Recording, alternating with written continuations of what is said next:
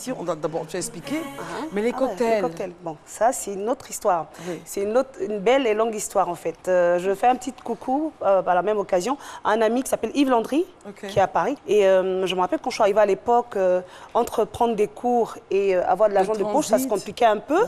Voilà, le transit je l'ai fait ici et c'est après que je suis partie. Donc du coup, mon ami en question m'a trouvé un petit job. Il m'a dit, bah, écoute, viens. Moi, je suis portier dans un bar, un resto-bar. Donc, viens, tu vas essayer de faire le service. Donc, on fait, comment ça s'appelle, la fille de salle, serveuse, en fait. Donc, du coup, c'est comme ça que j'ai adhéré au restaurant. On a commencé par ça. Et après, le barman avait commencé à s'absenter. Donc, ma responsable, qui m'a vu assez dégourdie, m'a dit, ben, est-ce que ça ne vous intéresserait pas, par exemple, d'essayer de faire le bar? J'ai dit, ben, si, pourquoi pas, si vous me donnez l'occasion. Moi, je ne m'y connais pas vraiment, mais on peut essayer. Donc, j'ai testé une soirée. J'ai vu que c'était bien et puis au fur et à mesure, j'ai commencé à faire et après j'ai commencé à créer.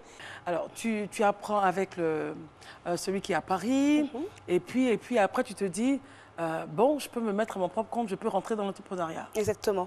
Voilà, donc je me suis dit, voilà, le métier de bartender ou de barman, vous allez entendre barmaid, il faudrait pas que ça se pris, c'est la femme, le barman, la barmaid en fait. C'est pas méconnu au niveau de l'Europe parce que vous avez des Antillais, on se retrouve sur une plateforme, on a des Antillais, on a des Cubains. On a un peu de tout et tout cela, ils font même des Jamaïcains, ils font des cocktails. Donc je me suis dit, pourquoi ne pas venir chez moi, essayer de proposer des choses? Parce qu'ici, on a, je ne sais pas si c'est une espèce de snobisme ou quoi, mais on a tendance à prendre par exemple des jus de fruits en briques. Moi, quand je vais chez des amis, on te sert du jus? Oui, je veux du jus d'ananas ou du jus d'orange. Et c'est vraiment on la brique, quoi. Et c'est tout ce qui n'est pas bon. Et donc, tu t'es dit, je reviens en Côte d'Ivoire. Voilà, je reviens ici. J'essaie de montrer cela. Exactement, de travailler avec les produits de chez nous. Ça a été facile de commencer? Pas du tout, pas du tout. On a suivi un peu le parcours, c'était pas évident. Au début, c'était l'étape de la passion. Voilà, j'avais la niaque, j'avais envie de montrer, j'avais envie de faire découvrir ou redécouvrir nos fruits. En fait, c'est histoire de faire la promotion, de créer des choses à partir de chez nous. C'est quand on va en Europe, on exporte. Par exemple, vous recevez un Européen chez vous, vous lui offrez une bouteille de Cocota, non seulement il ne connaît pas le fruit, il découvrira, et puis c'est bon, et puis voilà, c'est gorgé de vitamines, et puis bon, ça fait du bien de découvrir.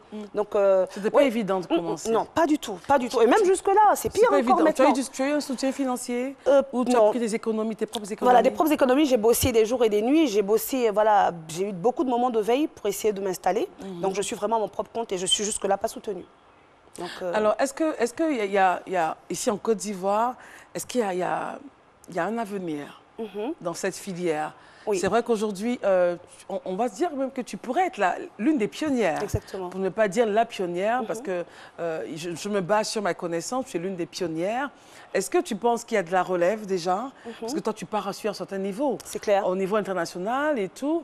Est-ce qu'ici en Côte d'Ivoire, ça commence à s'ouvrir? Les consciences ont changé, les mentalités avec? Ben, je pense qu'il y a, voilà, il y a une conscience qui s'éveille, mais il y a quand même beaucoup encore à faire. Il y a quand même beaucoup encore à faire. Il faudrait que les gens prennent ce métier au sérieux. Et surtout la santé, parce qu'il y va de notre santé aujourd'hui. Parce que tout ce qui passe par les fruits passe par la santé aussi. Exactement. Donc voilà, donc n'est pas barmaid, n'est pas barman qui veut. Faudrait pas forcément qu'on ait un minimum de connaissances et puis un minimum de savoir-faire quand même. Faudrait prendre ça au sérieux, faudrait décider d'apprendre et puis je pense que ça va venir. Donc il y a de l'argent dedans? Je pense que ça nourrit quand même son homme. Mais bon, ici, comme c'est méconnu, et puis vous savez qu'on est en marchand un peu tout, donc c'est un peu compliqué. On diminue tout. On diminue tout, donc c'est un peu compliqué. Mais je veux dire que si on arrive à se retrouver sur des espaces où on peut faire des bonnes choses avec des gens bien, je pense que pourquoi pas. À combien un verre? Un verre sérieux, quoi, de façon sérieuse? Un verre à peu près. Bon, ça dépend d'où. Par exemple, dans mon enseigne, moi j'ai fait des villes prix. Hein. Je ne suis pas chère du tout et je suis l'une des moins chères même de la plateforme. C'est-à-dire, vous verrez par exemple un verre de cocktail sans alcool à 2500 francs et un verre alcoolisé à 3000 francs.